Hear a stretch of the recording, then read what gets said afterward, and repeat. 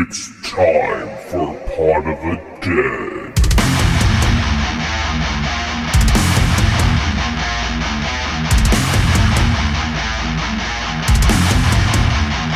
Join us.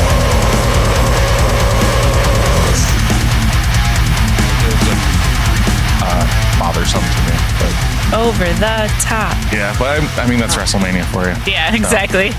So enough about WrestleMania. You guys want to get into this? Yeah. Yes. Let's do All right. this. All right. Hello and welcome to Pod of the Dead. I am your host, Nicholas, and with me, as always, are the two ladies, Stephanie and Natasha. Hello. Hi, guys.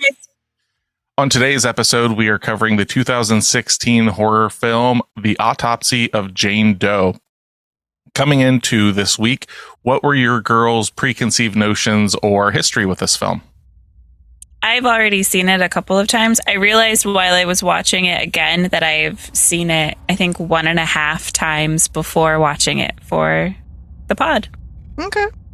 Yeah. I seen this for the first time this week, but I already knew bits and pieces of it because this is legitimately our oldest daughter's favorite movie, like one of her favorite horror movies. So like she would watch it on repeat over and over and over again when she was home, when she was in high school. And so I sent her a text message when I was like, I'm watching one of your favorite horror movies. And she's like, that one's so good. And I was like, yes.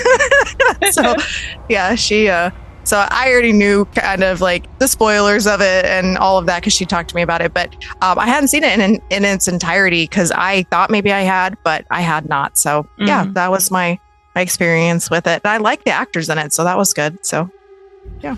Yeah, so since this came out in 2016, I would say that I've probably seen this movie 8 times because it seems like I watch this movie once a year. Like I've seen this movie quite a bit. It's an easy watch in the sense of like, correct. It's just, I mean, you may know what's going to happen, but I think that, and you probably won't pick up on extra things because I don't think it's kind of that kind of movie, but No. I do think it's one of those things like it's an easy watch and it's entertaining enough. It is a cozy watch. This is like Kind of. Considering the graphic nature that some of it gets into, like I don't think it's exploitative and stuff of that, but considering it's like, oh, it's like an autopsy film. It's like I can just like curl up on the couch on a rainy day and just have a snack and watch this movie. Yeah. So, movie came out in 2016. What do you think its budget was?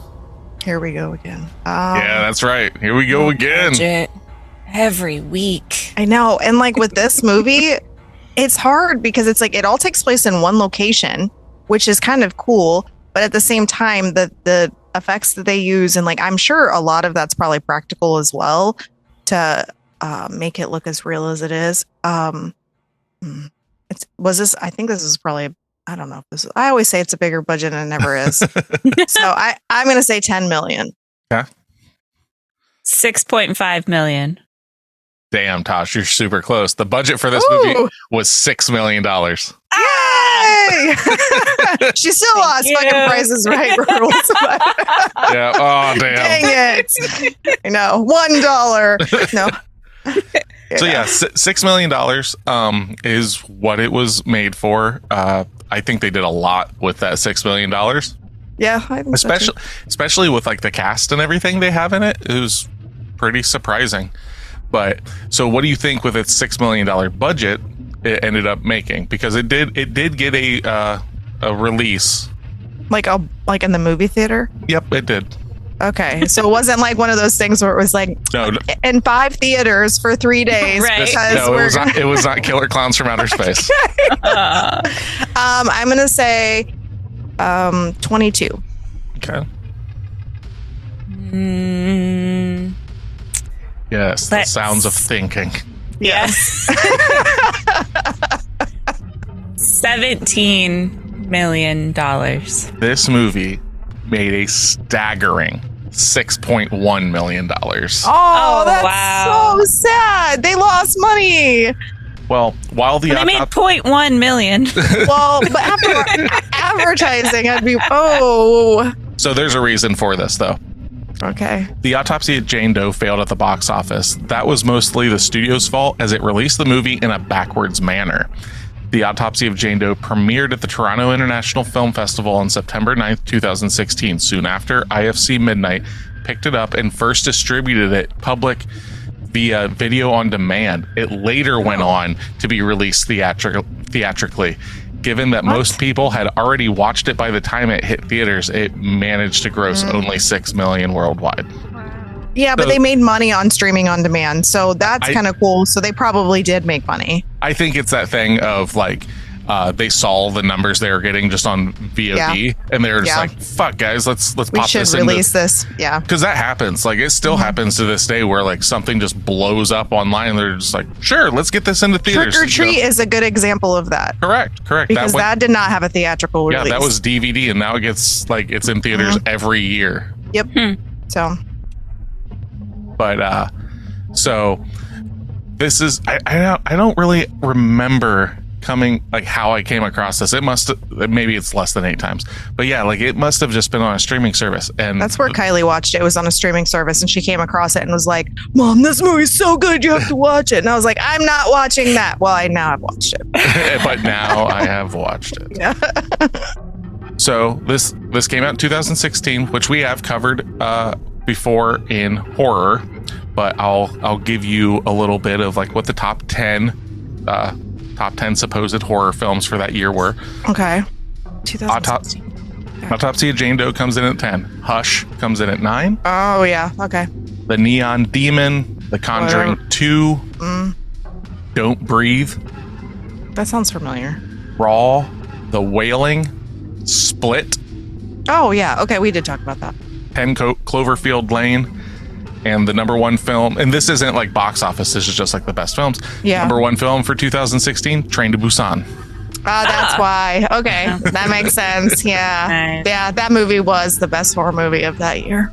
But to give you a taste of like what the theater going public was all about for 2016, does anybody really remember 2016? Okay, so 2016 is probably like we're in the midst of fucking Marvel era, so I'm assuming it's a bunch of Marvel movies. This is like during the first or the second run of their fantastical stuff. So I'll just run it through from the bottom. All right. Star Wars Episode 7, The Force Awakens comes out this year. Yeah. Okay. Suicide Squad. Oh, that was okay. Batman versus Superman, Dawn of Justice. Jeez. Zootopia. Okay. That's out of nowhere. Yeah. I can't believe that you don't remember 2006 as fondly, Steph. Deadpool. I thought so, but I was like, I don't want to be like, yeah. The Jungle Book. The Secret Life. The Jungle Book. The live action Jungle Book. The scary one. I haven't even seen that, I don't think. Secret Life of Pets. Okay. Captain America Civil War. That was good. Rogue One, A Star Wars Story. That doesn't surprise me, yeah. And Finding Dory. Oh, that was cute. It has a whale shark in it, and I love whale sharks. But definitely just like Disney. Yeah. Literally. Warner Brothers, Disney, Warner Brothers. Yeah. Hey, here's a Sony film. Disney. Yeah. Wow. I mean, they're a powerhouse. It makes sense. So Yeah. I'm actually surprised there wasn't like an Avengers movie or something. I mean, Deadpool should have been number one. Captain America Civil War kind of was an Avengers film. That's true, because that's when we met Spider-Man and stuff. Yeah. So, yeah. So, Tasha, do you want to tell us what this movie that we're waxing poetic is about? I sure do. Like you said, it's a 2016 movie, a supernatural horror film directed by Andre Overdahl. Thank you. Yeah. It stars Brian Cox, Emile Hirsch as a father and son coroner who experienced supernatural. Can we start this over? No, just keep going. Knock it out, Tasha. Let's do this shit. Fuck it, we're doing it live. It's words. They are words. It's okay. Okay. It stars Brian Cox and Emile Hirsch as a father and son coroners who experience supernatural phenomena while examining the body of an unidentified woman, played by Olwen Kelly. Supernatural phenomena. That's a lot of words. Okay. That was hard. It sounds like it. Yeah. So yeah, the reason you had some trouble pronouncing his name, Andre Overdahl, is a Norwegian director. Okay. So cool. that's where you're getting the spelling, like the interesting spellings. Yeah. But yeah, so he's done quite a few films. He's actually gotten really, really, really popular lately when it comes to directing. So his first movie was Troll Hunter, which I love. It's a super cool film. It's basically like a found footage film about people following this guy that works for the Norwegian government that like keeps trolls at bay. It was like the idea of it. It's fucking great. He then directed Autopsy of Jane Doe. And then off of that, Guillermo del Toro produced and he directed Scary Stories to Tell in the Dark, which came out back in 2019. And then just this last year, he did The Last Voyage of the Demeter. So he's definitely like in the Hollywood system now. Like, yeah. We did see The Voyage of the Demeter. It was a well shot movie, but it was just too slow. Yeah, So. That's one Is of it those. a vampire one? Yeah, It is, yeah. It's It's about basically Dracula. Yep, it Okay. covers one page of Dracula. There's like Oh, wow. yep. So there's like this kind of throwaway thing about the Demeter coming to shore and all these people are dead or whatever, and that's about it. And you know it to be the ship that Dracula comes across on, but that's all it's touched on. And then yeah, a whole script was written about this like very vague thing. That's Yeah. cool. If it was a little faster paced, it would have been really good because it's beautifully shot. But Yeah, it was just a pretty good very film. like lingering film. Yeah, it's definitely like it tries to lean in the atmosphere, but I don't think it doesn't. I don't think it does as good of a job as this film as leaning into the atmosphere because Not like at all. this film is dripping with it. This movie was way, like, in my opinion, like, if you're comparing the two that I've seen of his, this one was way better. Oh yeah, there's a reason people like talk about this movie. Not that they don't talk about his others and stuff, because they are probably just widely more seen, like the Scary Stories and Demeter. Yeah. Like those were like, I remember seeing commercials and shit for that. But this is definitely like the one. Like if you're going to start out on any of his movies. Well, realistically, most of the stuff that I've got here and everything, we have to talk about in a specific area of the podcast. Okay. Is that spoiler territory? That's spoiler territory, brother. Spoiler territory. Or maybe it's not, brother. Oh, no. Not again. It's because we watched wrestling last night. So, Pod of the Dead is a horror film club. So, we are going to be getting into spoiler territory. When that happens, we're going to be openly discussing the film. If you have seen The Autopsy of Jane Doe, stick around, see if you agree with us, disagree with us. We're smart, we're stupid, I don't care. If you haven't watched and want to stick around, that's fine. Just know that we are going to be just openly discussing it. If not, join us at the last like 10-15 minutes of the episode where we'll be giving out our homework for next week. So you can watch the movie, and before the new episode comes out, you can then talk about it, like be part of it. You know, contact us on Instagram and all the likes, and tell us how much you agree with the girls and how much Nick doesn't know what he's talking about. Agreed. So, but we got a dog fight going on somewhere. Oh, we do. I think that's at Tasha's house. So, yeah. So again, spoiler territory. I'm gonna throw up that sign. Exit. Stage right. End of the episode. Come back. Get your homework. Come back next week. You know, we got a back catalog. Check out all that shit. You know, give the Krampus episode a listen. For some reason, people just have not listened to the Krampus episode. I know. I don't know what It's people so have sad. against that film. I know. It's a great movie. It is. It's so good. Without any further ado, though, we are going to crack open the ribs that is the film The Autopsy of Jane Doe. So if you want to be a part of our club, you can find us at facebook.com/podofthedead or else on Instagram at pod_of_the_dead or on TikTok at podofthedead. If you want to email us any questions, any complaints, or movie recommendations, you can email us at podofthedead666@gmail.com. All right, with that being said, let's go. Oh, Tasha's in the zone. Tasha, why don't you give me that 10 out of 10 review on the film? I'm a big horror fan, and this is the best little horror yarn I've seen in ages.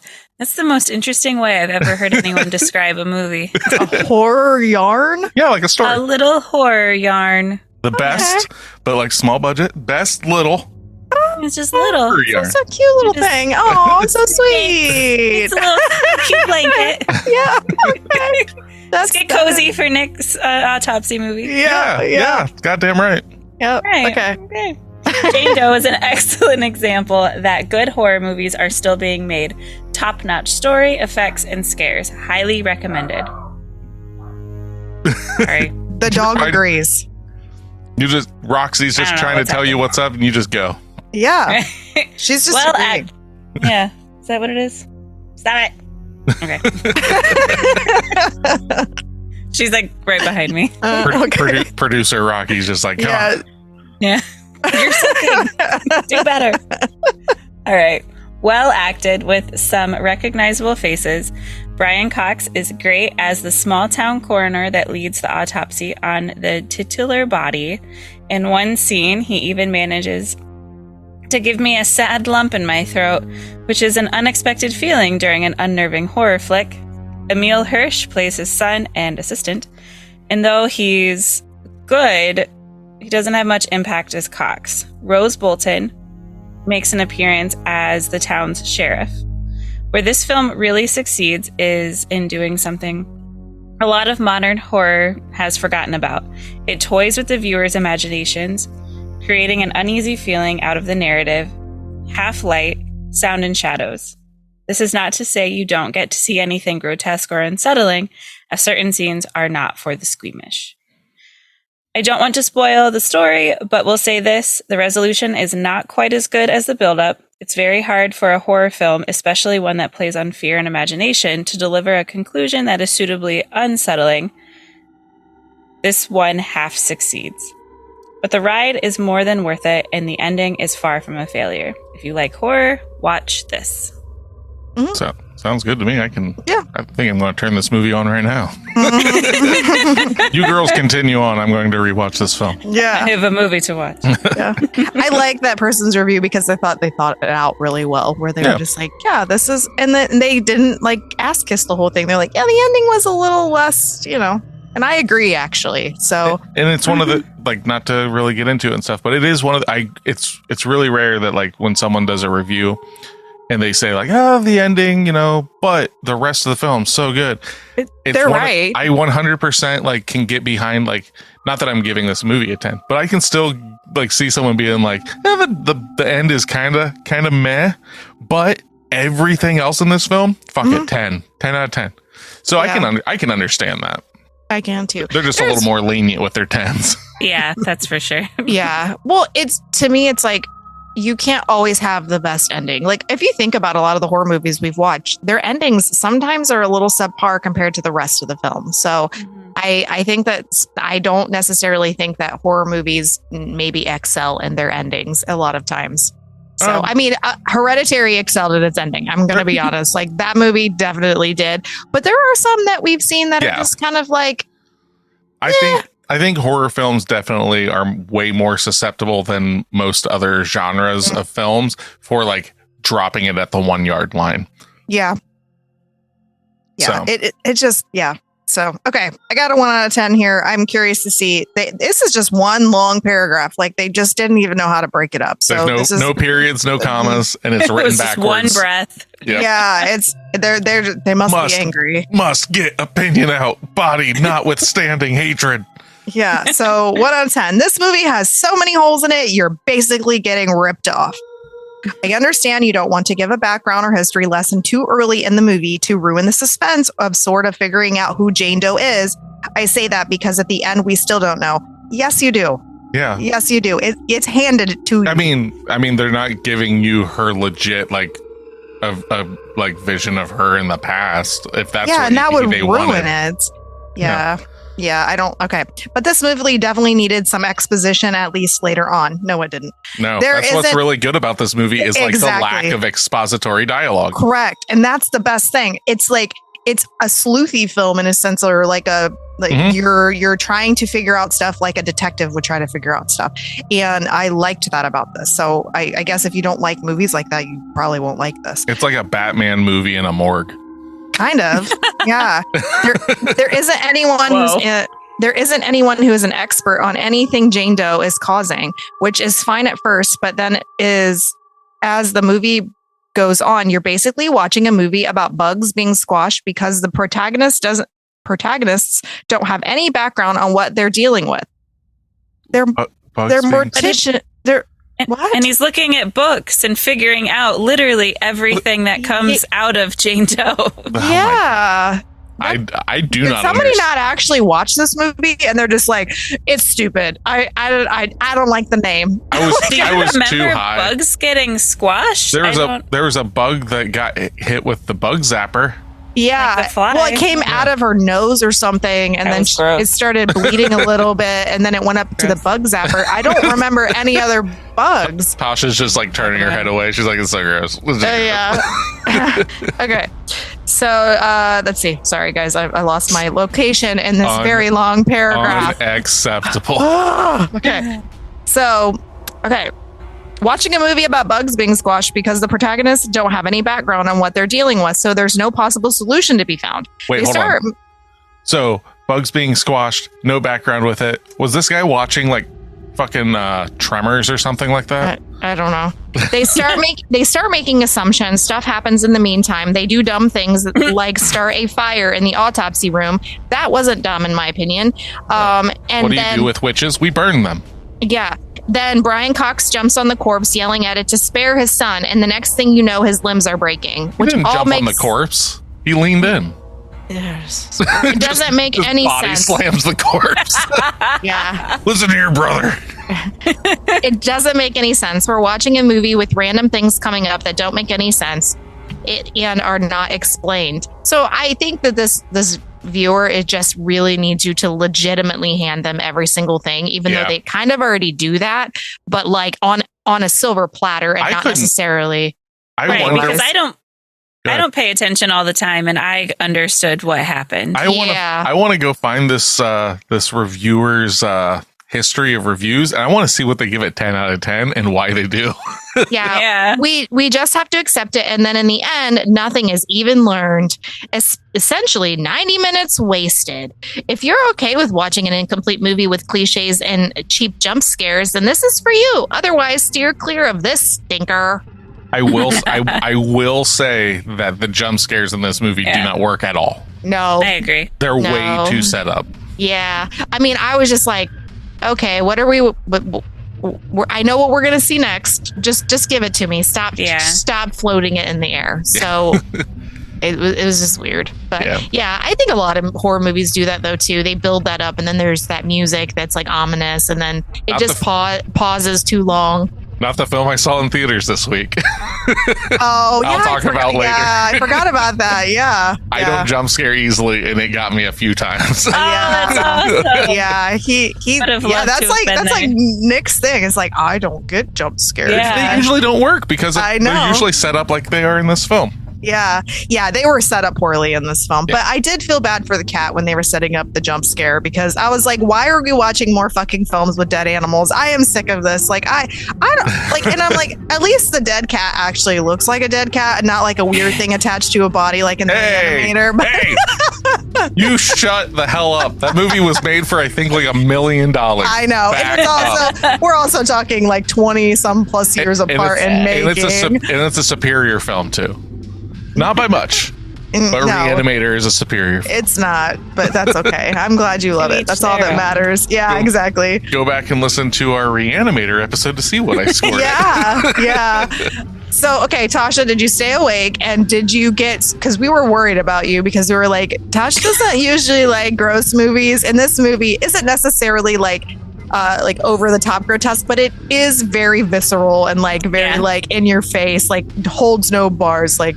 Yep, sure is. But it's I did not like it. You did not like it. Okay. I did not like those scenes. No. Okay. That's one thing. Like I'm all for like true crime, and I'm all for horror movies. But when you like the medical component of this movie, That's the bit of like cutting like the Y, and they're just kind of cracking it open. And then cutting her The fucking skull. sternum out. Yeah. Yeah, that was the scene we were wondering about. Like, it got to the skull where they're getting ready to mess with the brain, and I was like, Yep. I don't find this gross at all because I find it like fascinating and how well they made it look like a thing. But I was like, Tasha's gonna fucking hate this part. Yeah. I don't like it. I turned my head. I knew what they were doing. I was like, I don't need to see this. Yeah. I love medical shows, and like this is like the epitome of medical shows. I don't necessarily like watching shows like this where they have like aliens coming out of them and stuff, unless it's like funny, like in the thing. But like I loved like how realistic it looked in this. Like it was fucking phenomenal. And I loved all the components that they were building up. See, I already knew what like the story was, or what the reveal. The reveal was. Yeah, Kylie had already told me when she watched it. So I already knew that's what it was, which I kind of probably would have assumed anyhow. But like I loved all of those little components. I remember the first time I saw this, I did not see it coming. The two things I remember not seeing coming was when they removed the top layer of skin and when she has all the markings inside of her skin. Yeah. That was like the big reveal to me. That like, was cool. Oh my God. And then when only because my knowledge of the trials and all that stuff, like once they were like talking about the Northeast, I was like, oh, it's a witch. But I can 100%, if you're not ooky spooky like I am, a lot of that stuff could just be flying over your radar. And then like once they start getting into like, swallowing of the tooth, I can see someone being like, it was like a ritual. Which it is technically. So you're along the ride with them, but then it gets to that reveal of like when they open up the Bible and go and all that stuff, and they're like, it's a witch. I remember just going like, hell yeah, because I really wasn't like, well, what is it? Is it a demon thing? Is it this? There was no solid thing that it was a witch. I mean, they said the Northeast and all that stuff, and I was like, it's probably a witch, but I wasn't like, it is a witch. Like, this is so obvious. Well, to me, it was obvious when, like, even before, like, if I wouldn't have known, I think I would have known because her lungs were burnt.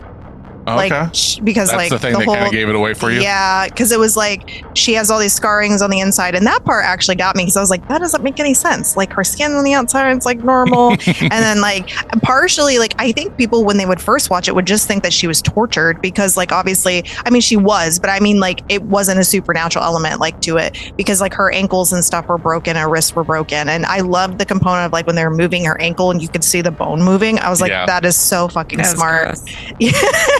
But it's so good at like, so the one guy who wants all the expository like dialogue. Yeah. This movie does a super good job of doing it through scenes like that. Yeah. Its actions speak louder than words. Correct. Like you see it while they're seeing it. Yeah. You're along for the ride with them. Yeah. And like he's pulling like the cotton out of her mouth, like the string, and then they find it in her intestines. And like, and then they're like the stomach should have eaten it away, which I thought was cool that it didn't, because obviously there's a reason for that. And then like the whole brain component of like where she's actually still alive. And then her eyes are like, well, if she just died, her eyes wouldn't be this color, but this is what happens when you really die a long time ago, but she's not really dead. Like I loved all of that. I thought it was like fucking brilliant, even like down to like the science of just like cleaning out her nails and like checking out like all of those things. And the lungs part, like I said, that was my favorite part just because it was really cool looking, like, and then the scarification on the inside. And I just thought it was very cleverly done. And then when she was like getting pissed off, she was like playing music to them and like changing the radio station. And I was like, I love when we have movies like, I think was it what was the movie we watched? The Strangers, that had really good music on the inside, and X had really good music. And so I liked that this had like that like crazy, even the house, what was the house one called?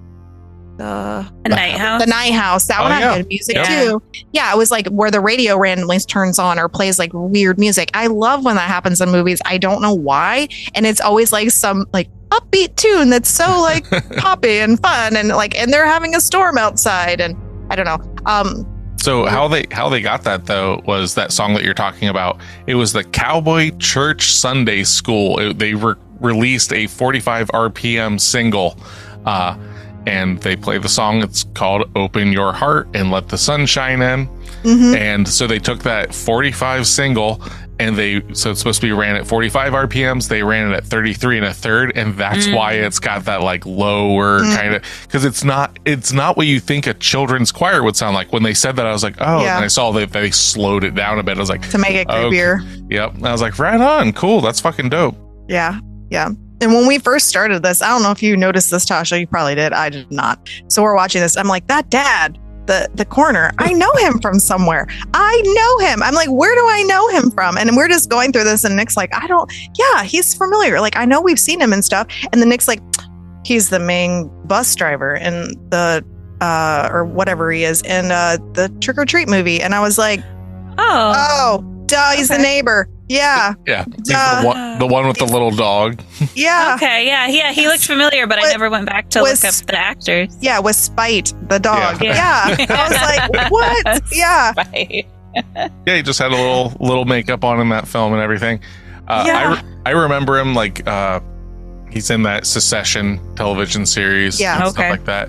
There's some other stuff, because I was like naming some like random things like, oh, he's in this, he's in that. But then it like dawned on me. I was like, it's the fucking bus driver. It's the old man from Trick or Treat. She's like, oh, yeah. Yeah, I completely didn't even put that together. So, yeah, that was kind of nice. And I like the son. I've seen him in some stuff, too. I thought their dynamics in this movie was amazing. The only film that I remember him in, and I've never even seen it, is Speed Racer. They did yeah, that's true. He is in that's that. it. Yeah. That's the only thing I'm like, oh, it's Emile Hirsch. He was in Speed Racer. Like, those are forever connected in my brain. Okay. That's funny. Yeah. But so talking about Emile Hirsch, Emile and Brian Cox portrayed the father and son coroners. However, in preparation for the role, at least one of the actors spent time in a morgue and worked with real coroners to learn the trade. Emile Hirsch went to autopsies so he could observe the disposition of the real coroners, including the things they talked about and their views toward life. These experiences prepared him for the roles and enabled him to mimic the mannerisms of real coroners. That's cool. There is no way I would ever do that much for a job, because I am not going down and hanging out with some dead bodies and like checking out what they're doing to them. Like, it takes a special kind of person to be okay with doing that kind of stuff. And like, I have high respect for that. But man, that's some commitment. In a different life, I can see myself having like went to like school for mortuary science and stuff, specifically because of my interest of like biology and stuff, and my leanings toward the grotesque, just being interested in it. Not the fact of like, I want to play with organs, not like that, but just like, oh, this is kind of neat. Somebody's got to do it. Yeah, exactly. It takes a special kind of person to deal with that stuff. And I'm all sorts of kind of special. Yeah, I'm not that person. So, yeah, like I said, the component of this was good. And then when like the witch brought all the dead people back to life that were in the morgue area with her, that was kind of cool. Like, I thought that was weird. Yeah, it was like just reanimating the dead and stuff. Kind of, yeah. But then also at the same time, it makes you wonder if it was really happening or if it was just like her messing with your head. I think a lot of that is like not exactly happening. What happened? And it's like them fucking, or him, her fucking with them. I think so too. Because there's so much that like they're thinking something's happening, and there's no way, like, even as a witch, like with every witch movie I've ever seen, you never think of witches like making things teleport. So the fact that there'd be like something walking down the hallway, then they look again and it's just not there. Yeah, I think she's fucking with their heads more than anything, because I think that gets portrayed a little bit more, especially when I called it with the elevator scene where he's like throwing the axe, when he's like throwing the axe out or whatever, he's like hitting stuff, and like it ends up hitting the girlfriend. And I was like, I already knew that was going to happen, because I just assumed that, you know. And then like the way that they got locked into the place and they couldn't function, like she had control over that entire like facility, but yet she let the girlfriend in, and then the girlfriend gets killed because, you know, she's maybe putting like that guys on the girlfriend. We don't even know. That's 100% what I think is happening in that scene, because like she's just walking down the hallway, but what they're seeing is like this creature coming, and they're like, oh fuck. So it's all in their head that's happening, and she's just walking down.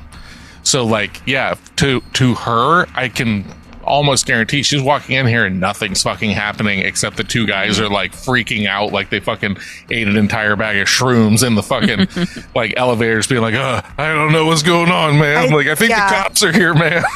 Well, I think that's part of it. And I also think that it kind of plays into that well with like in the bathroom, because there's nothing actually in there. And then he gets like, he's like, he could have been fighting himself or like throwing himself into things to hurt himself. Like, we don't know. It could have been just like a spirit thing too. It could have been, or could have been her in spirit form. Yeah. Like, we don't know. And like, I like that you don't know, because to me it still makes sense. And like, it's not like this like outlandish thing. Like, she owns this location. She decided she's going to torture you guys, and you can already tell that she controls stuff, because like the dad comes back to life after he's dead and like scares the son or whatever, and then like, isn't that what happens? And then he dies. Yeah, because like it's one of those things of like, is she reanimating the corpse and it's there, which is less likely, or is it like a projection in their head? Yeah, I think they're hallucinating. I think it's just fucking with them. Yeah. So, or she is portraying herself as something, and she's like, you know, doing her own projection of her own self. Like, instead of other beings, she's just like copying herself or something. I honestly don't know. It's just there's so many variables that could happen, and they're all plausible. That's the thing. It's like, it doesn't set up a lot of possibilities or it doesn't set up anything that isn't plausible. Correct. Like, it does a really good job of that. Yeah. Go ahead, Tasha. Do you think at the beginning then she killed or had a hand in killing the people in that house? That I think she did the same thing that she just did to Emil, or to the father and son. Yep. Like, I think because they talk about it being like all gunshots and like a self-inflicted gunshot kind of thing. So like, who knows how she made them seem to each other, and then someone just fucking killed everybody, or however. She's just inflicting her hatred and revenge upon whoever comes upon her. Yep. Okay. So the one part I struggled with was when she like sutures herself back up and like imparts all of her like ailments onto the dad. Yeah. And then she's like clear. I took that as she was like taking her spirit like from that body into the dad's body, but then the dad ended up getting killed so easily. That whole ending part was confusing. At that point, she is bearing her pain into him.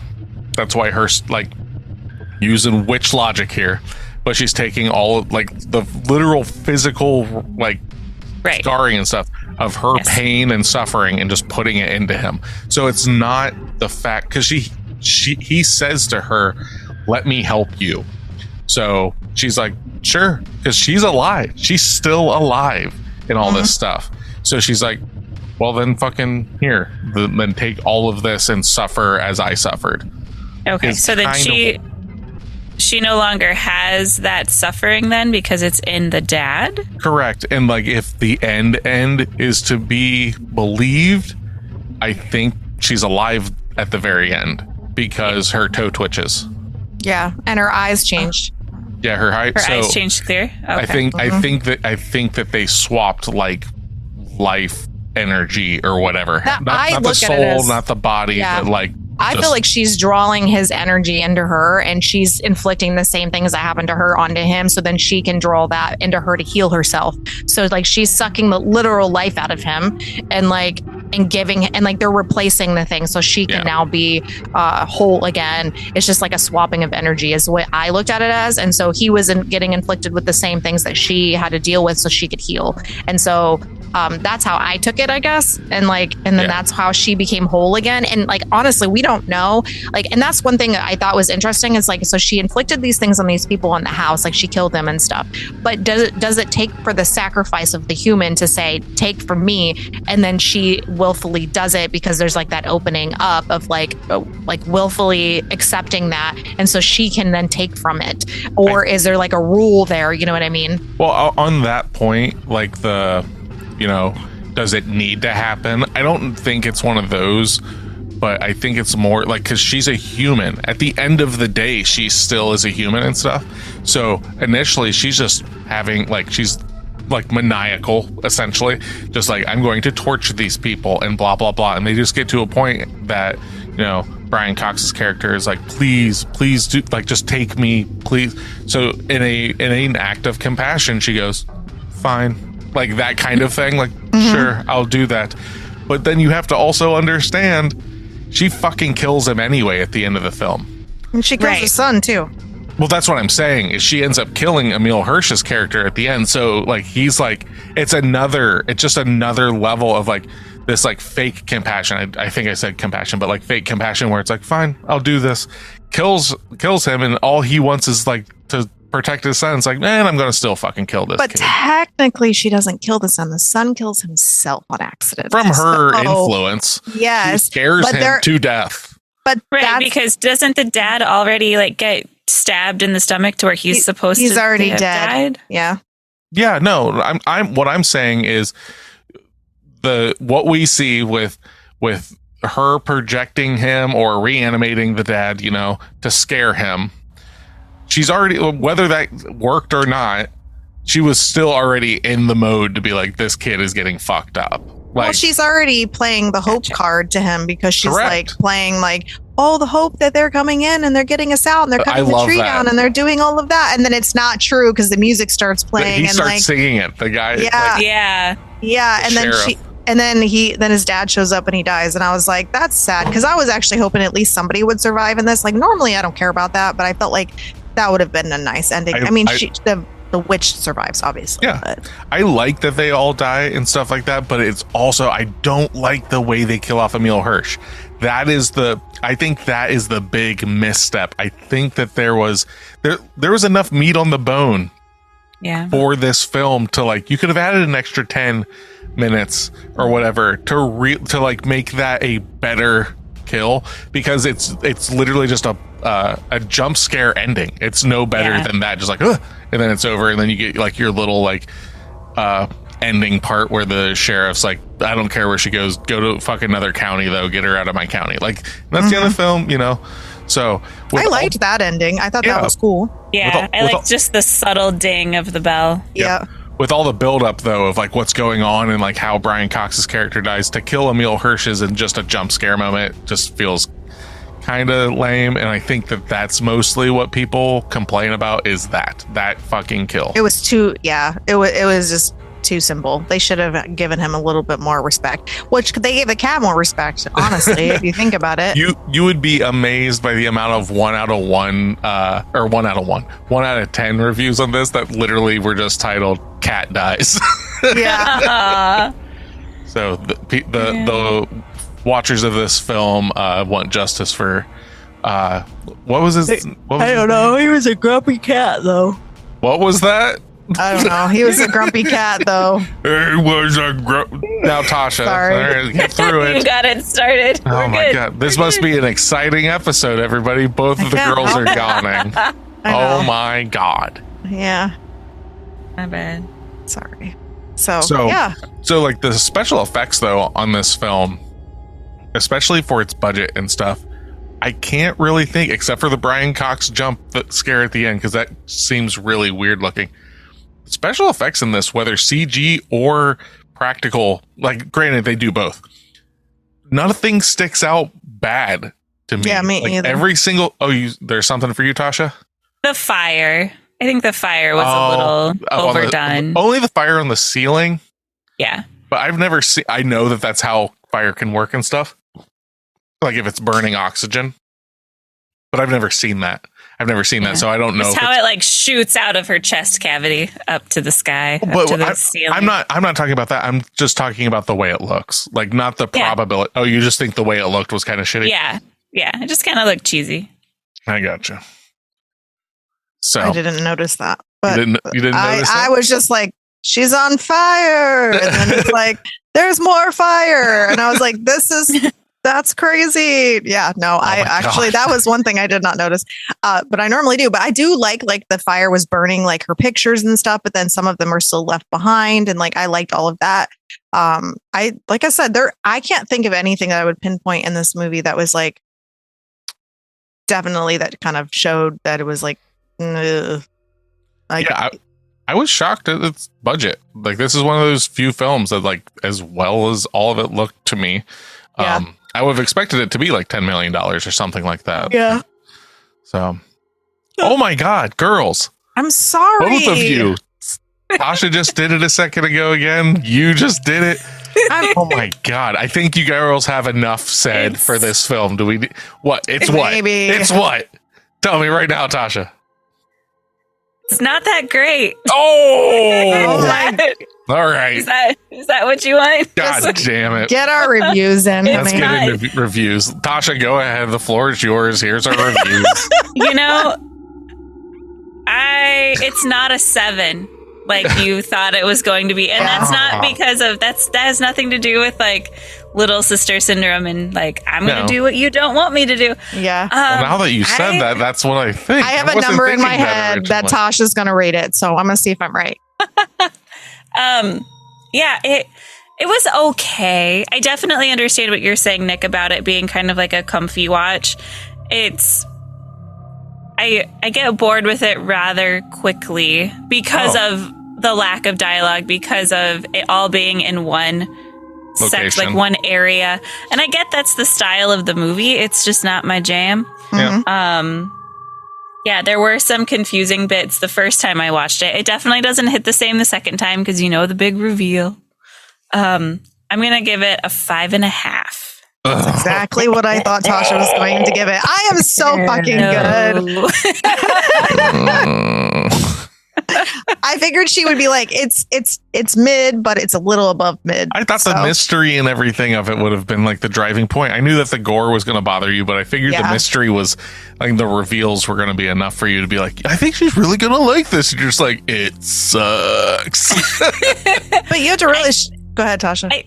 I think had this been my first time seeing it, I probably would have rated it slightly higher. Probably still not a 7, but still not a 7.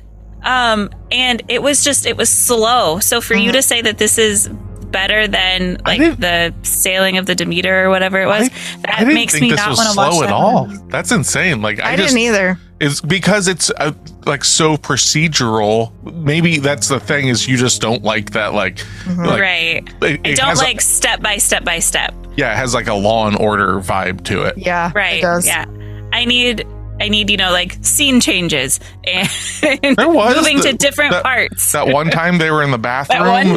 that one time. Yeah, goddamn in right. an hour and a half. We saw a crematorium. I need like at least 6. There were some outside shots. We're in an ambulance. Well, there's very end. Yeah. There's no like tone difference either in the whole movie, like in sense of like everything's brown and like other than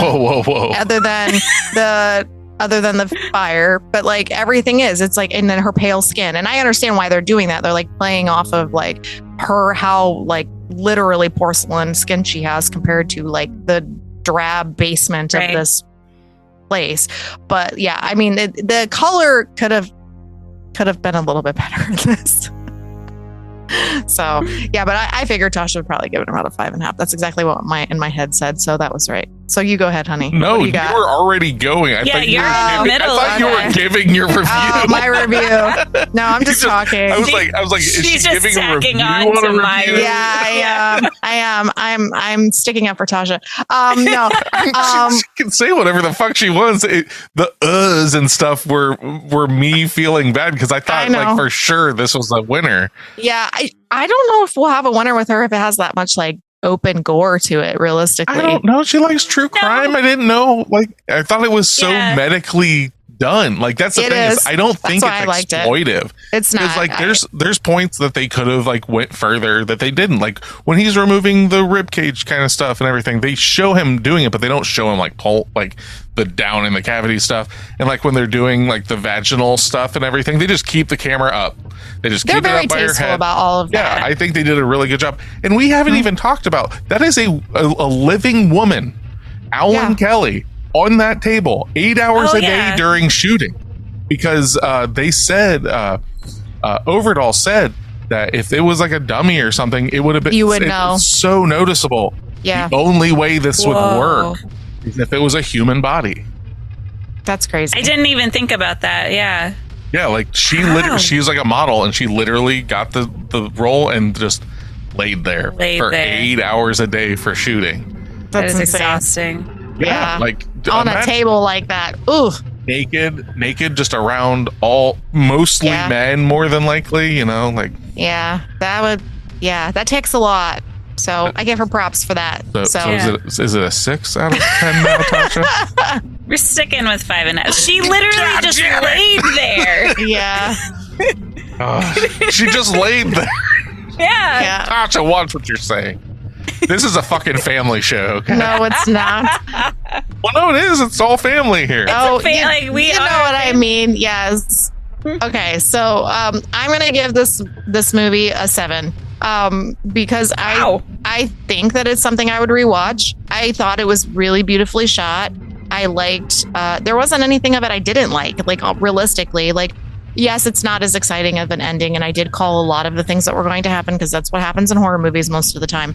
But I like the medical part of it and the breakdown and all of the detective work and all of that. I felt like that was done tastefully, and honestly, I didn't think I would like that. Like when I went into this, I thought it was going to gross me out or I'd feel uncomfortable and I wouldn't like it. And I actually found out that I really liked it. I thought it was done very, very well because like when we watched, Nick's gonna be mad. When we watched the Reanimator and we got It's just brain Reanimator. scenes, It's not the Reanimator. it is called the Reanimator. I will grab my copies from behind me. I don't care. That's what I'm calling it. So shut the hell up.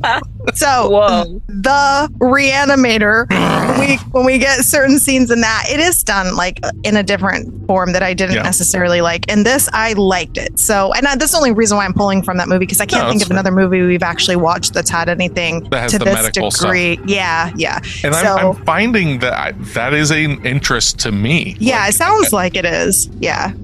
So I would say this movie is a 7 for me. I would definitely rewatch it. I would be interested to see it again, like in like soon, not necessarily like in the next month, but like in 6 months or so, to see if I pick up on anything different, just to see if it has rewatchability. But I loved the acting in this. I thought it was phenomenal. And like, other than the girlfriend, she was a little meh, but okay.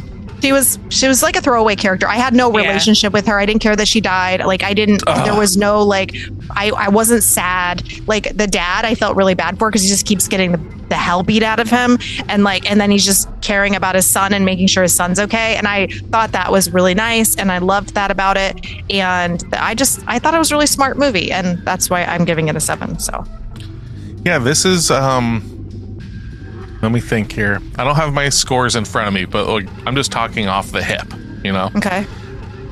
Like, this is one of my favorite witch films, if not my favorite witch film. Because I always feel, as much as I like occult stuff and everything, witch movies tend to be on the side of the craft. With like it's all like, yeah. And like, I love The Witch. I think The Witch is great. I think The Witch is just as good as this. It might be a little bit better just because the storyline. I'm having a hard time like that because that's what's in my mind is like, is it better than The Witch? I don't know, but I can't remember exactly what I gave The Witch, so that's fine. Yeah, so I'm just kind of in my head going like, you know what? Today, this is what I'm feeling.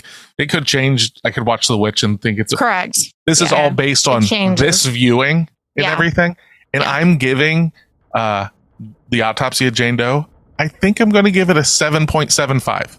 Okay. Not quite an 8. But the reasoning for that is I like sleuthy stuff. Like there's a lot of boxes this checks. As it's like sleuthy, like what the mystery of it. So that's cool. The relationship of Brian and Emil, I fucking love their back and forth. It feels very real to me. Like these two are connected. Even though, like we mentioned earlier, like we didn't remember any like big expository dialogue stuff. There is the scene in the elevator where like you're getting kind of the backstory about his wife and the mother and everything, and like how she, like, it sounds like killed herself because of depression and stuff like that. So you do get that, but I think it works because they kind of are like touching on it every once in a while. The medical component's cool. The reveals for it are like, I would have never in a million years been like, we're going to remove a layer of skin that is clearly wrapped around this woman to show all of these like runes that are on her to keep everything trapped and whatnot.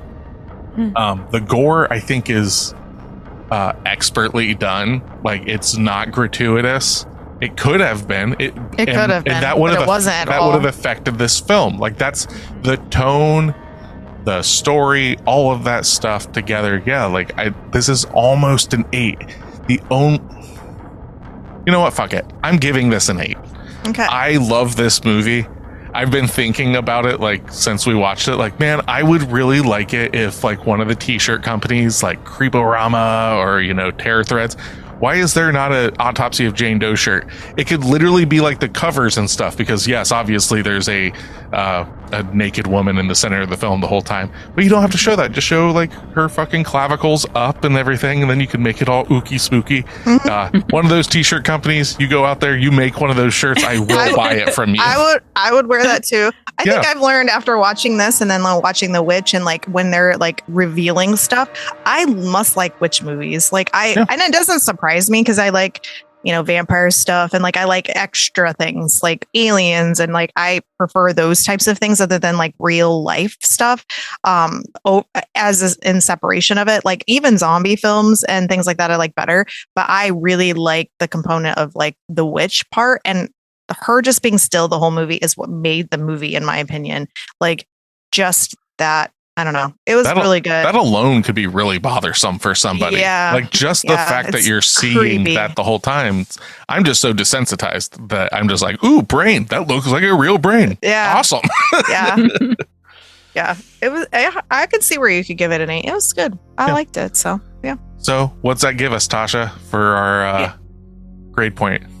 Gives us a 68. Hell yeah. Okay. I think you will more than likely like this film. Like, I would, like, I mean, that's what I'm saying. I thought Tasha would.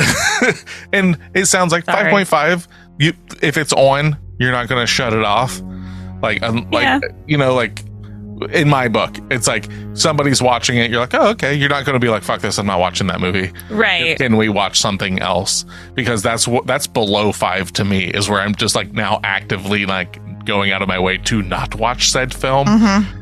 You know, so yeah, it's a movie that if someone was watching it, I would like sit on the couch and read a book and then pop in and out every now and then. Yeah, tap your toe to the song "Let the Sun Shine In." Well, and like to go back kind of to talking about the music and stuff, the entire radio station stuff is all her fucking with them, and it's all the pacing of the film, like oh, it's about to get bad, and like that's actually going to happen. Like oh god, I love that stuff. Yep. Yeah, I like them. I love when they do that in movies. So with the radio and the music, it just adds like that extra layer of, I don't know, something extra to it. Just a little pizzazz. A little something. Yeah, it just changes like the tone of the movie, I think, when it adds like that little pop of pep. Little pop. I guess. Yeah, of something. Yeah, sometimes it's not even like happy music. Sometimes it's just like really sad. But and I think it's even better when it is happy old music. I agree. Something about that just makes it eerie. It does.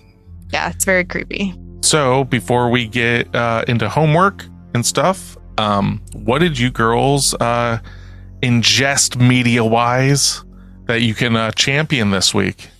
You guys go first because I got to think about it. Okay, I'll go through mine because I've already got mine written down. Okay. So I previously alluded to earlier in the podcast that I saw a film that made me jump scare a couple times. And our daughter Maya and I went and saw Immaculate in theaters. This is a Sydney Sweeney starring film. She ended up actually helping produce this film too. It's basically about a young nun going to a convent, and shit goes horribly sideways. This film was a hell of a lot gorier than I thought it was going to be, considering, you know, you've got this like beautiful young new actress that's doing like rom-com kind of movies, because she was in that film that you and the girls went and saw earlier, like end of last year or whatever. Why Did It Have to Be You or something like that? I have no idea what it was called, but yeah. So like it was a movie with romance. It's like if you saw a film by Julia Roberts and then the same year she put out a film where like somebody's getting their face literally smashed in with a crucifix and it's not pulling away and you're seeing it and you're hearing like teeth kind of chip.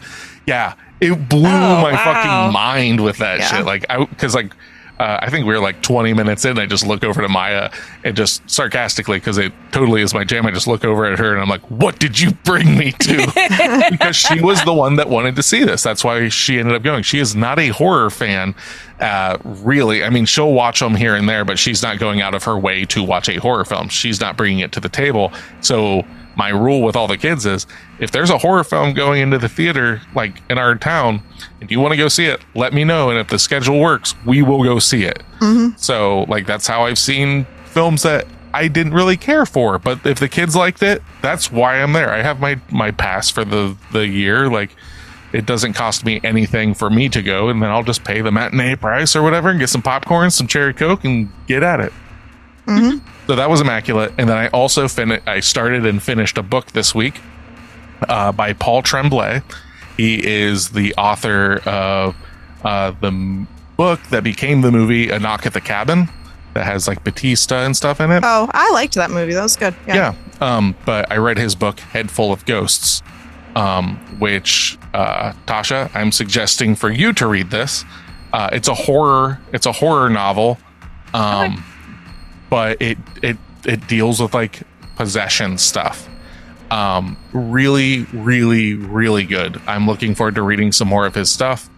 But yeah, if you get a chance, I listened to the audiobook. It's also out in like paperback and hardback and all that stuff. It's Head Full of Ghosts by Paul Tremblay. Okay. So this is a book. The author has also written other books. One is made into a movie. Okay, correct. So this isn't the book rights off of the movie. No, the rights for this book have already been picked up, but they're like having a hard time figuring out how to turn this book into a movie, because this doesn't give anything away, but like there's 3 parts I think in the book, and at like it's structured where like the beginning of every part is like this blogger doing like an article thing talking about this television show. Then you're also, and I'm not giving anything away.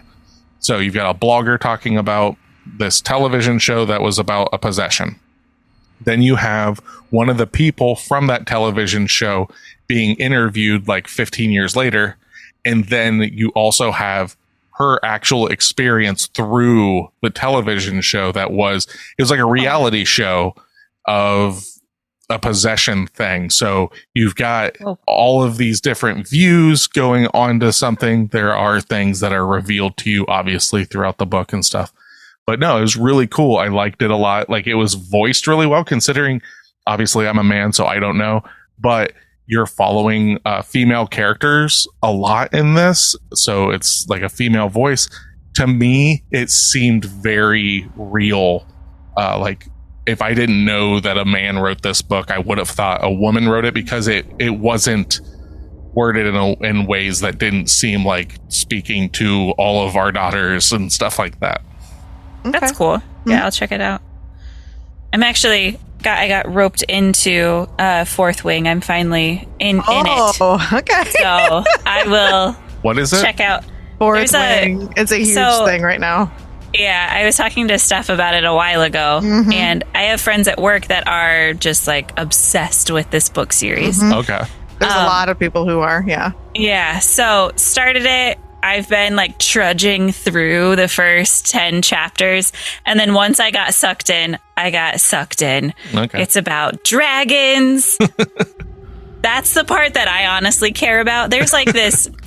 A lot of people seem to really be there for like the sexual tension amongst some of the characters. That part is okay, but I really like the concepts between like these dragons and their riders, and like the dragons impart like these powers onto the riders, which is pretty cool. So there's like a magical component to it. There's like fantasy. So that's the part that like once I got past them being like 20 somethings in college and like the beginning was kind of lame, I'm into it. I have like 10 chapters left. So nice. That's good. I'm pretty excited to finally finish it, because I told my friend Tori, I was like, I'm going to read like maybe 5 chapters over break. And then once I started, I got sucked in. So Fourth Wing, if you haven't heard of it and you're into books, you probably live under a rock, is what it sounds like. Yeah, you do. I am that person. But I only research like thriller and horror novels. So this is romance. Yeah, what you're talking about is like fantasy romance. That's not even close. Romantasy. Yeah. Romantasy. Okay. All right. There you go, Tasha. There's a whole genre. It is. Yeah. I don't think I'll be into this genre too much, but I do want to kind of finish what I started with, at least this first book. No, I have the second one, so we'll see. But, is there not enough like, and then she went walking at night and no one saw her again tonight on Dateline? Exactly. There's none of that. It's all linear. People die, but they die by the hand of like falling off of a dragon or like scaling a wall and I don't like. So yeah, it's definitely not my normal jam. Tonight on Dateline, did the dragon do it on purpose? I don't know. Come back after the commercial break. Yeah. Well, Fourth Wing's like right up there in like the whole book talk era along with like ACOTAR, which is like a Court of Thorn and Roses series. And I read the first 3 books of that, but I am the person, and I feel like I'm going to be talking like Nick now, but hold on, let me get cozy. Right, so when a book or something like that, especially books are like exceptionally popular, most of the time when I try them, I don't end up liking them. You don't like the popular books? I don't. I never understand the hype of them most of the time. Like, really? Why is that? I don't know. I wish I understood, because like I love like Tasha's talking about dragons. I freaking love dragon books. I read a ton of dragon books, but I'm not reading Fourth Wing. I don't know if I ever will, because every single time I get into these kind of things, I'm like really let down, because I'm like, ACOTAR, everybody's like, this is the greatest fantasy series ever made. And I read it and I was like, it had its moments I liked, but overall I didn't love the series, and it was okay. Like, I didn't hate it. I didn't love it. It was like in the middle, I think, 4-star average, 3-star, whatever, but I didn't 5-star any one of them. So I don't know. It was just one of those things. It's because you're an author, so you're so deeply entrenched in the art of writing. So when you see a book that's written just meh, like it's just like, okay, and it's wildly popular, you have this like disconnect. I'm speaking from my viewpoint, but like seeing, but I don't think it's that, because I don't. Well, no, you see it, you read it, but then you've heard all this hype, and then you just kind of look at it and you're like, this is what everybody likes. Like, okay, whatever, but I don't see it. Go ahead. Go ahead. No, go ahead. With it being book talk, that is a pretty small sample size too, of like, there are very, like, your algorithm, obviously you guys know, the algorithm is just pumping in that type, so that it seems like everyone loves it, but if you're not necessarily on TikTok or in that vein, maybe it's not as wildly popular as and it's really weird too, because a lot of bookstores now lean into that book talk stuff, where you'll come in and there's just a table that says book talk and it's just books, and I will do that because I'm not a well-versed reader in the sense of like that I can just walk into whatever shop and be like, all right, go to the horror section. Oh, I've heard of this author. I've heard of this author. I know of like a few authors right now in like my lane, and that's about it. Beyond that, like, I see a new name, it might as well be like me giving you girls a death metal band, and you're just like, well, I know that it's death metal because you told me that, but I have no frame of reference about what any of this is. So I'm the same way. I'm like, well, this person is technically a horror author.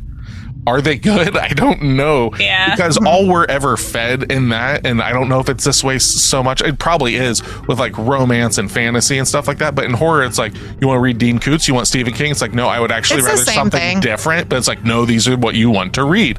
Oh, you want vampires? You mean Anne Rice? Actually, probably something a little, no, you want Anne Rice, or you want the girl that did True Blood and stuff like that. Like, I think, what I think with this series, with the fantasy aspect of it, I think what happens is, and this is with anything, this is with movies, this is with music, it's not just books.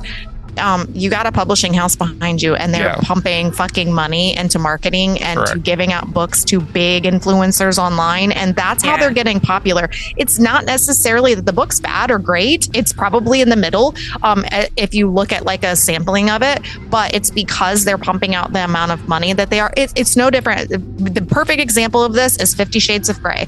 I read 50 Shades of Grey, and I look at it as the baby's first step into spicy romance. Like, that's what it is. And like, you read it and you're like, this gives me the toe in the door. Let me go read something else that's like this. And then once you've actually immersed yourself in that world of those like spicy books that have been, because the first one was so popularized, then you're like, wow, all this other stuff's way better. I like this way more, but I still wouldn't have gotten into that gate had this not existed. So I think ACOTAR is like that. I think Fourth Wing may or may not be. I have not read it.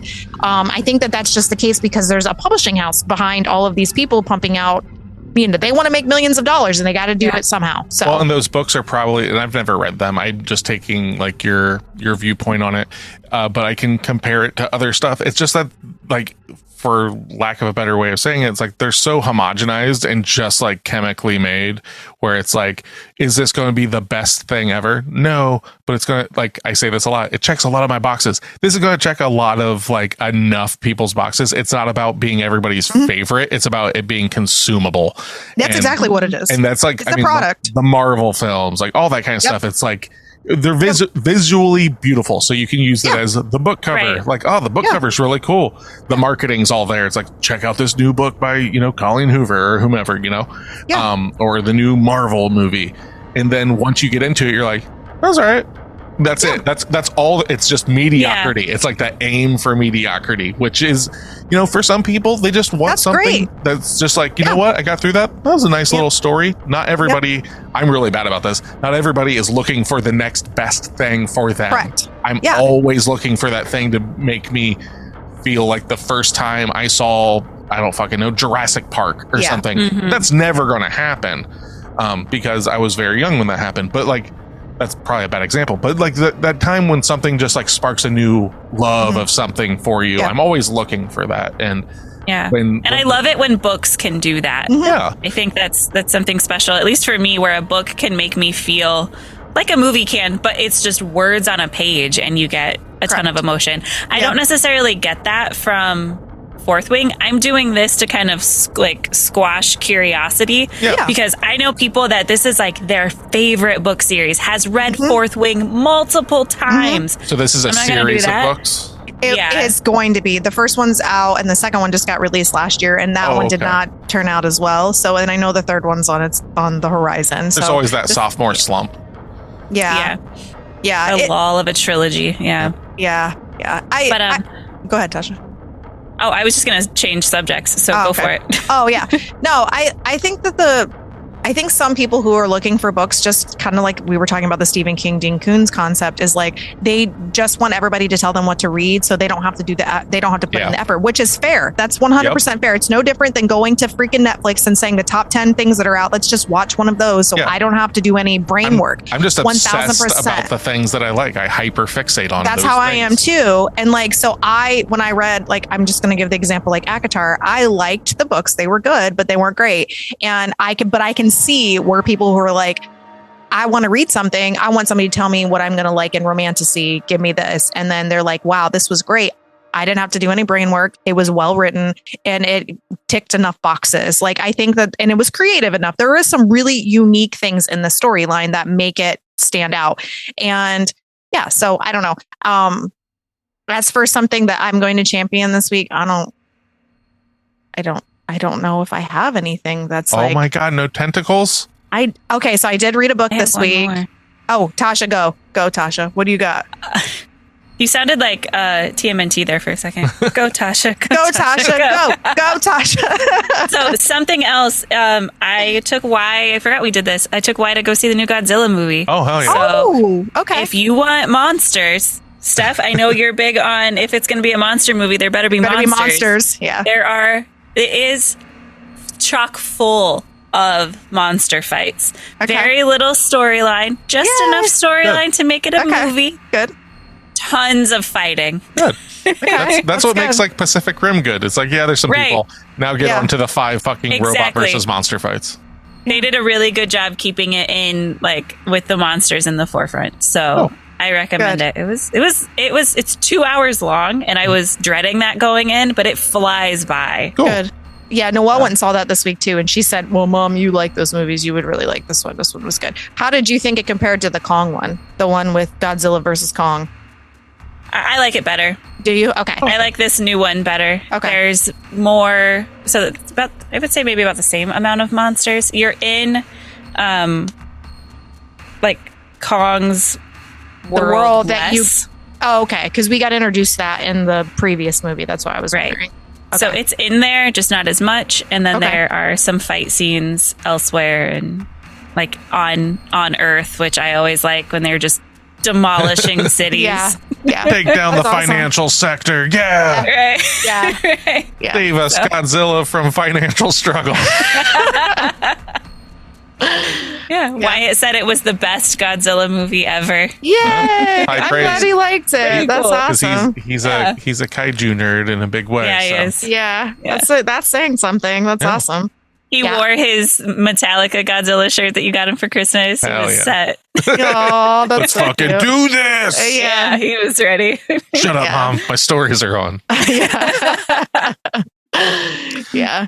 Yeah. That's cute. I do want to see that movie. That's one of the ones I wanted to see. The new what was the other one? The Ghostbusters movie. I haven't Yeah, seen the new that either. Ghostbusters. Frozen Yeah. Empire, or whatever it's called. Yeah. Yeah.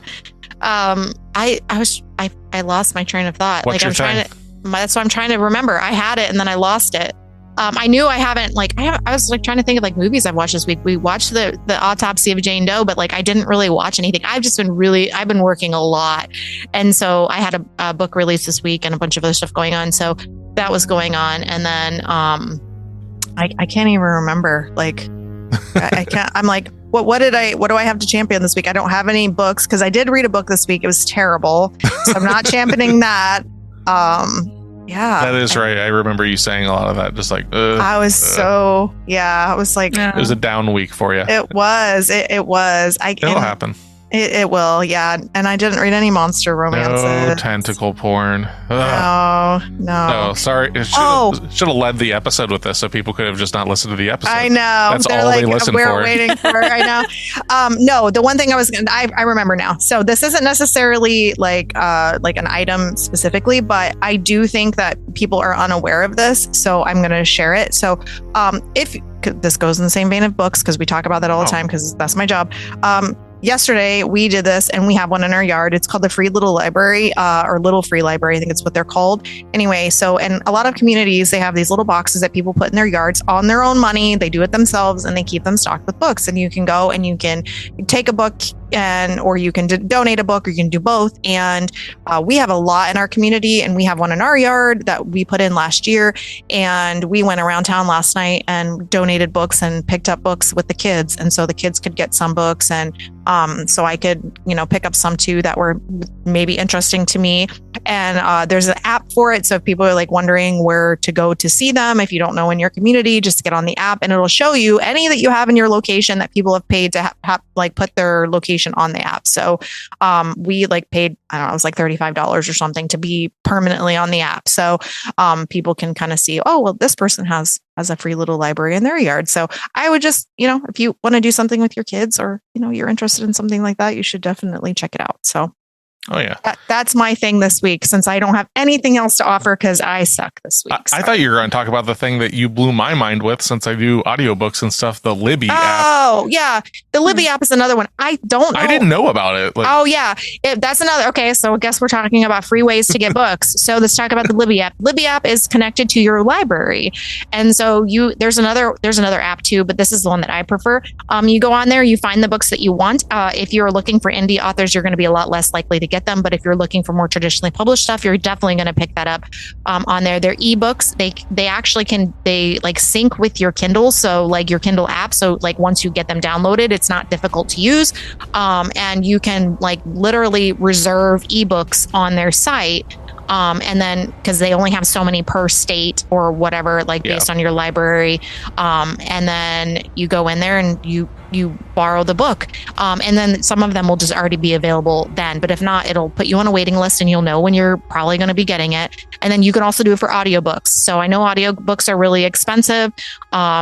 And other than, getting your free 6 hours on Spotify every month, it's definitely a way to go. And I was telling Nick about it. And so he could go listen to some audiobooks for free through the library, because you can go in and you can also reserve them there. Or if they're available again, you can just get them right away. So use the Livy app and use your free little library to get your books. Yeah. So, I used to do that a lot with Wyatt when he was little. The other one that I use is called Hoopla, and it's That's the the one. Yep.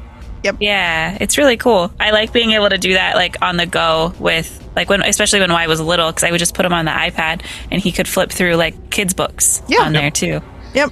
It's nice. It's a sweet little thing that the state does, and they, it also, like, authors get paid when they purchase the books. We don't get paid extra after that, but at least they're contributing to keeping people literate and entertained. So there will definitely be things in if you're into horror stuff that like can only be like ingested in a way through a book, like that it just it will not like transfer over to film. There's certain books like that. So all right, we're getting into homework territory now. It's time for homework.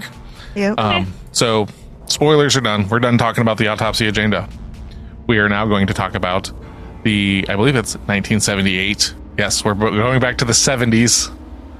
I can see the excitement in your faces, but we're gonna watch the Ridley Scott Alien. Oh, okay. We're going back. I'm excited to see this, so I am. It's going to be interesting. I can tell Tasha's probably not excited to see this, but I'm excited to see this. Let's do this. Yeah. not going into like next week's episode and stuff, but like, Tasha, have you seen it? I don't think I've seen the original. Okay. I know I've seen like Alien. I think I've seen Aliens and like Alien versus Predator. But yeah, I was expecting it to be another movie that we have on the queue. So when you said the year, I got confused. Oh, okay. Yeah, I misspoke. It's not 1978, it's 1979. That's why I was so confused. You got everything wrong. Yeah, that's what it was. I'm sorry. 78, I believe, is Halloween. I think that's where I always confuse, because Halloween and Alien do not feel like they came out in the 70s. They feel like the 80s. Yeah. Okay. And stuff like that. So, trying to see, it says right now that you can watch this on Hulu. So, if you have Hulu, you should be able to watch it. I know, if I remember correctly, though, it is coming off soon. Off of Hulu, so it might show up on a different streaming service, but I think it was in the leaving soon category. Oh yeah, we just saw that on there the other day. Yeah, because I was like, oh shit, like usually these time up pretty decent. This is going to be like, oh, it just left. Fuck you, Nick. So, all right, that's what we're going to be covering. Alien. Okay, that's good. I don't know if I've seen this, but I think I've seen this. I just can't remember. So. I've seen this movie. That's not shocking. So, for Pod of the Dead, I am Nicholas. I'm Stephanie. And I'm Tasha.